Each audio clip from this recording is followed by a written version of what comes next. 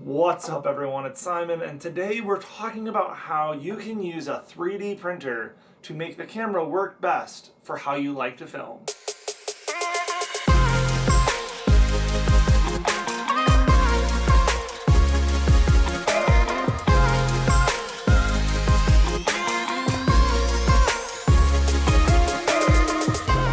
Following me on Instagram for any length of time over the last year, you'll know that I have been working on this right here.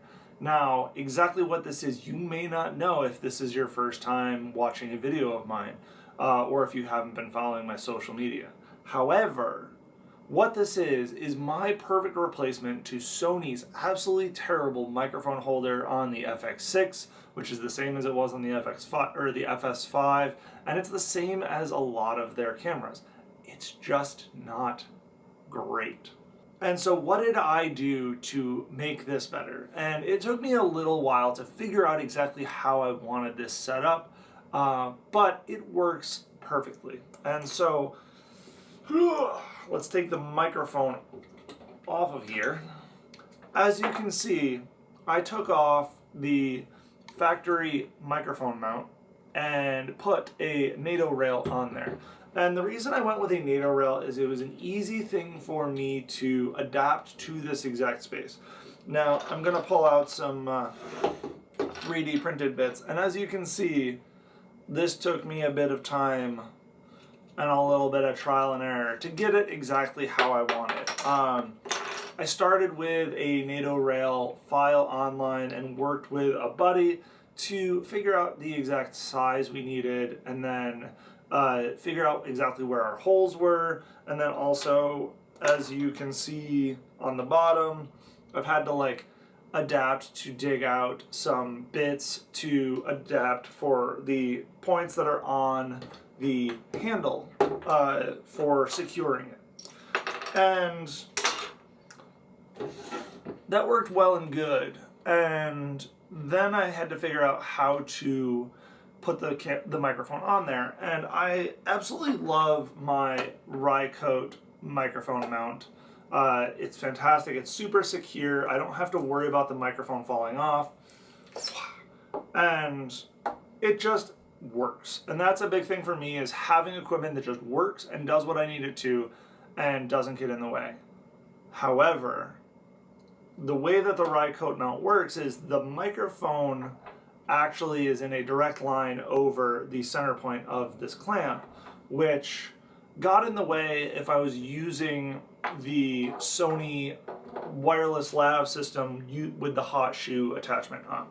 I absolutely love this method of digital audio signal transfer. I do carry an XLR cable on me just to be safe in case of an emergency, but this is my favorite because I have less cables around the camera, and also I'm able to put the signal into channels 3 and 4 so I can have multi-layer signal, and I'm able to set one as a lower input signal in case my main audio feed clips.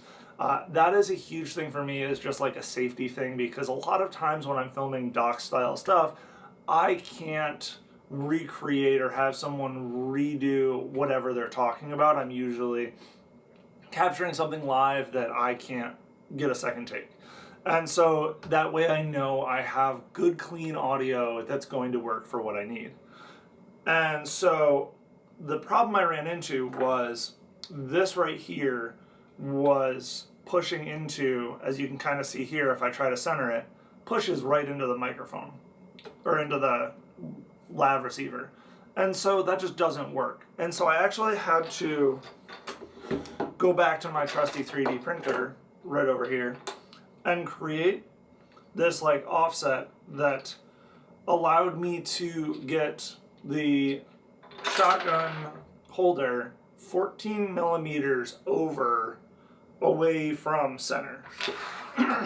And so the reason for that is now, when I slide this on using just any miscellaneous NATO clamp, I happen to use the small rig because it's what I had sitting on the shelf. But you can use whatever NATO clamp you so desire. And voila. And if you look closely, I've got like a perfect like 3mm gap there, and it is perfect. So like that way I don't have to worry about these hitting each other. I don't have to worry about the shotgun mount accidentally messing up the contacts of this, so I have good solid audio signal. And then also I can put my dead cat over this, and it all plays very nicely together. And basically every time I would run into an issue, which as you can tell,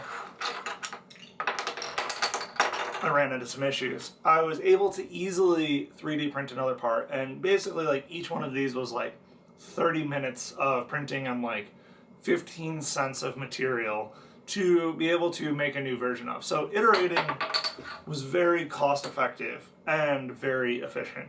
The last thing I had to do was basically just make sure that all of this played nicely, and then the screws all tightened in beautifully. Now that I've got it all set, I could not ask for better. And so yeah, that is how 3D printing can make your camera work exactly how you want it. Now, exactly why do I like this? Because if I'm doing dock work, I can have both room microphone from the shotgun and a specific person laved up, so that way I have clean audio from both aspects, and I'm able to do a quality job for my client, and it makes life real easy.